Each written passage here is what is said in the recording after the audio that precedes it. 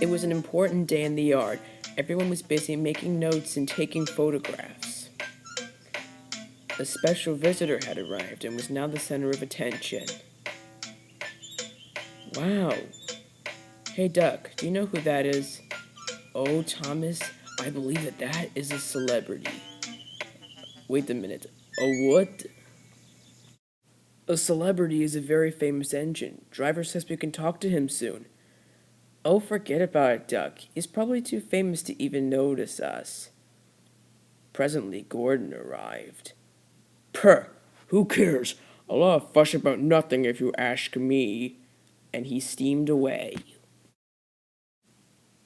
That night, the other engines found the visitor wasn't conceited at all. He enjoyed talking to the other engines, till long after the stars came out. He left early next morning.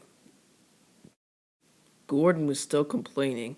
Good riddance leaving right now, gossiping all night. Who is he anyway? Doug told you, he's famous. As famous as me? Nonsense.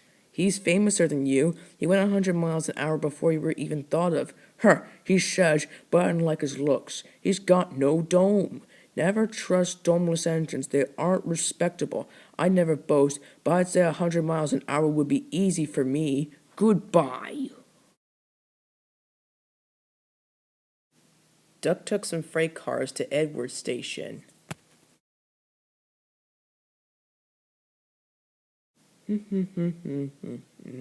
Hi, Edward. That famous engine came by this morning. He whistled to me. Wasn't he kind? He's the finest engine in the world, Edward. Then Duck told Edward what Gordon had said. Take no notice. Okay, Duck, he's just jealous. He thinks no engine should be famous at all but him, which is pretty selfish if you know what I mean. Hey, look, he's coming now. Gordon was running very fast. His wheels pounded the rails. He did it, I'll do it. He did it, I'll do it. Gordon's train rocketed past and was gone. He'll knock himself to bits if you know what I mean. Gordon's driver eased him off. Steady, Gordon, we aren't running a race. We are too, said Gordon, but he said to himself. Then Gordon began to feel a little strange. The top of my boiler seems funny. It feels as if something is loose. I'd better go slower. But it was too late to go slower.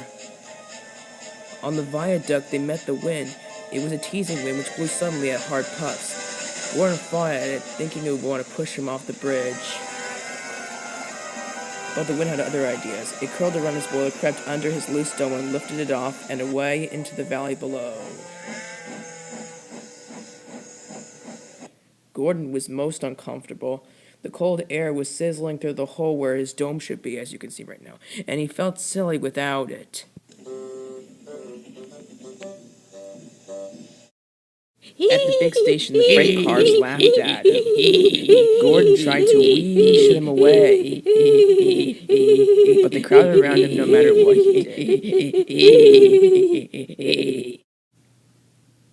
On the way back, he wanted his driver to stop and fetch his dome. We'll never find it now. You'll have to go to the works for a new one. Gordon was very cross.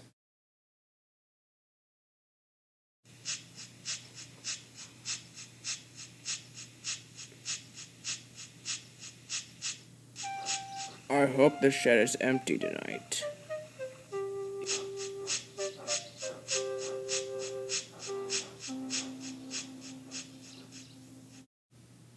But all the engines were there waiting.